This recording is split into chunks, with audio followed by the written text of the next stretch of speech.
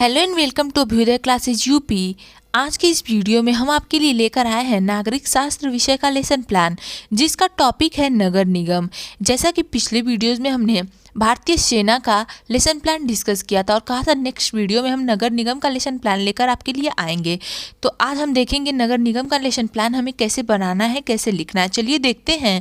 आगे बढ़ने से पहले अगर आप चैनल पर नए होंगे और अभ्युदय क्लासेज यूपी को सब्सक्राइब नहीं किया होगा तो प्लीज़ एक बार से चैनल को लाइक शेयर एंड सब्सक्राइब अवश्य कर दीजिएगा।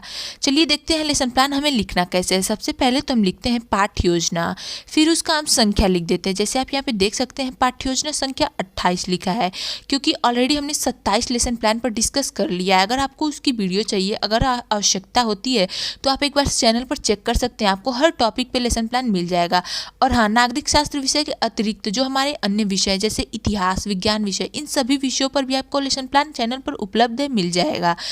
ओके, चलिए देखते हैं आगे। उसके बाद हम लिखते हैं विद्यालय का नाम। हाँ, मैं लिंक भी दे दूंगी डिस्क्रिप्शन में, आप वहाँ से भी जाकर चेक कर सकते हैं। विद्यालय का नाम हम लिखते हैं। उसके बाद एक बॉक्स बनाते हैं। हाँ, यहाँ पे आप एक चीज़ ध्यान दीजिएगा, बहुत से स्कूल, बहुत से कॉलेज जो होते हैं वहाँ पे विद्यालय का नाम के पहले, यानी कि स्कूल के नाम के पहले छात्र अध्यापक या छात्र अध्यापिका के नाम का एक पॉइंट लिखाया जाता है। आपकी कॉलेज का जो फॉर्मेट होगा उस हिसाब से आप यहाँ पे लिख सकते हैं। उसके नीचे हम बॉक्स बनाते हैं जिसमें लिखते हैं दिनांक, कक्षा, वर्ग, विषय, कालांश तथा अवधि। जिस दिनांक पे आप पढ़ाते हैं वो दिनांक यहाँ पे लिख देंगे। कक्षा 6 का हमारा टॉपिक है तो कक्षा 6 लिख देंगे। वर्ग जो भी होगा और वो आप अपने हिसाब से भर लेंगे। विषय क्या है, नागरिक शास्त्र है तो नागरिक शास्त्र लिख देंगे। कालांश जिस घंटे में आप पढ़ाते हैं वो लिखते हैं। और अवधि जो होती है हमारी पाठ्य योजना की वो कुल 40 मिनट की होती है, तो यहाँ पे अवधि 40 मिनट लिख देते हैं। फिर हम आते हैं अपने प्रकरण पे। प्रकरण लिखते हैं। आज का हमारा टॉपिक है नगर निगम, तो यहाँ पे नगर निगम लिख देंगे अपना प्रकरण। उसके बाद सामान्य उद्देश्य हम लिखते हैं। सामान्य उद्देश्य पूर्वत लिख देंगे। फिर विशिष्ट उद्देश्य लिखते हैं। विशिष्ट उद्देश्य में हम कुल 3 उद्देश्य लिखते हैं, ज्ञानात्मक, बोधात्मक और क्रियात्मक। इन तीनों में पॉइंट्स कुछ कुछ लिखते हैं। जैसे ज्ञानात्मक में पहला पॉइंट लिखते हैं हम, छात्र नगर निगम को अपने शब्दों में परिभाषित कर सकेंगे। दूसरा, छात्र नगर निगम को महत्वपूर्ण कार्यों को अपने शब्दों में बता सकेंगे। ओके, फिर बोधात्मक में लिखते हैं छात्र नगर निगम के महत्व को बता सकेंगे। और दूसरा, छात्र विभिन्न नगर निगम के अधिकारों की आवश्यकता क्यों है इसको स्पष्ट कर सकेंगे।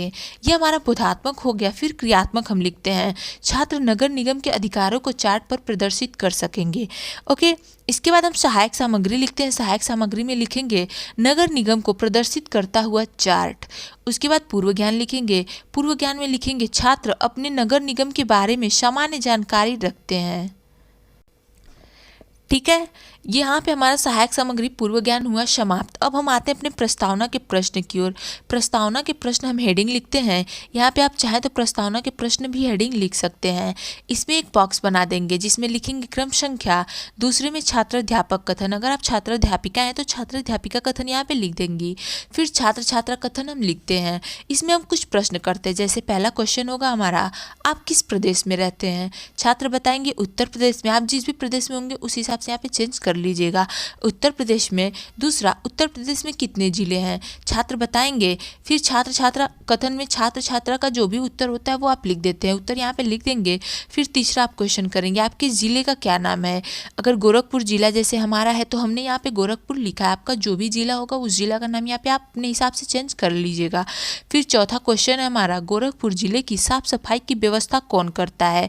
यहाँ पे छात्र बताएंगे नगर निगम। हाँ, आप अपने हिसाब से अपने जिले का नाम बस चेंज कर सकते हैं और जो भी प्रदेश होगा उस हिसाब से देख लेंगे। फिर नगर निगम आता है, हमारा आंसर यहाँ पे आ जाता है। तो अब हमारा समस्यात्मक प्रश्न बनेगा। समस्यात्मक प्रश्न होगा, नगर निगम के बारे में आप क्या जानते हैं?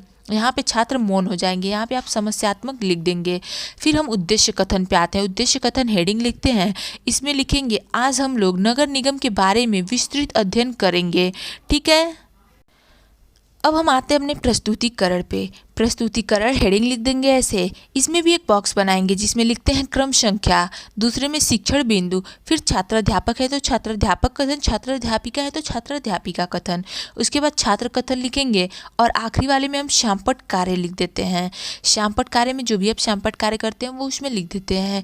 इसमें पहला जो शिक्षण बिंदु है हमारा वह है नगर निगम, तो आप पहला शिक्षण बिंदु लिख देंगे नगर निगम। क्रम संख्या 1 में 1 लिखेंगे और शिक्षण बिंदु में नगर निगम लिख देंगे।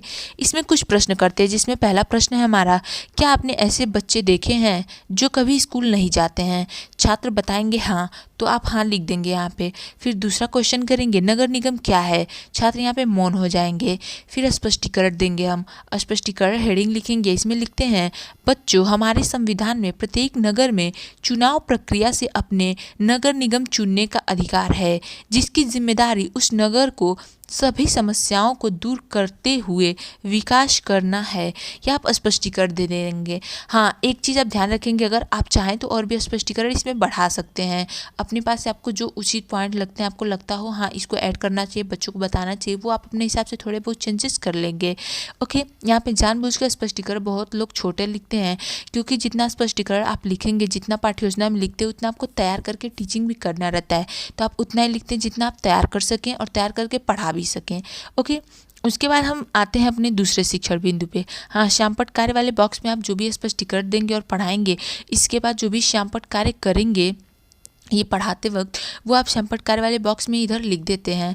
फिर हम दूसरा शिक्षण बिंदु पे आते हैं। दूसरा शिक्षण बिंदु है हमारा नगर निगम के अधिकार एवं कार्य। ओके, इसमें हम कुछ प्रश्न करते हैं, जिसमें पहला प्रश्न है हमारा, हाँ आप दूसरा शिक्षण बिंदु या पहला शिक्षण बिंदु, जो भी शिक्षण बिंदु होता है उसे अवश्य लिखते हैं। शिक्षण बिंदु बिल्कुल भी नहीं छोड़ेंगे। और एक चीज़ आप ध्यान रखिएगा, स्पष्टीकरण के ठीक सामने आप छात्र वाले कथन में, छात्र कथन में ये अवश्य ही लिख देंगे कि छात्र छात्रा ध्यानपूर्वक सुनते हैं या सुन रहे हैं। ओके, इसमें हम पहला प्रश्न लिखते हैं, यदि आपके मोहल्ले में नालियाँ खराब हो जाए तो क्या शिकायत करनी चाहिए? छात्र बताएंगे हाँ करनी चाहिए, तो आप लिख देंगे छात्र कथन में हाँ। फिर दूसरा क्वेश्चन करेंगे, यदि खेलने के स्थान जैसे पार्क एवं उद्यानों में गंदगी हो तो क्या शिकायत करनी चाहिए? छात्र बताएंगे हाँ करनी चाहिए, तो हाँ लिखेंगे। फिर तीसरा है, क्या आपके मोहल्ले की टूटी फूटी सड़कों की मरम्मत होनी चाहिए? छात्र कहेंगे हाँ होनी चाहिए, तो आप छात्र कथन में हाँ लिख देंगे। अगर आप पूरे वाक्य में अगर आंसर लिखना चाहते हैं तो वो भी आप लिख सकते हैं, उसमें कोई दिक्कत नहीं है। वो आप पे डिपेंड करता है, आप कैसा बनाना चाहते हैं, कितना लिखना चाहते हैं। कम लिखना चाहते हैं तो हाँ नहीं में लिख देंगे, ज़्यादा लिखना चाहते हैं तो पूरे वाक्य में आंसर लिख देंगे।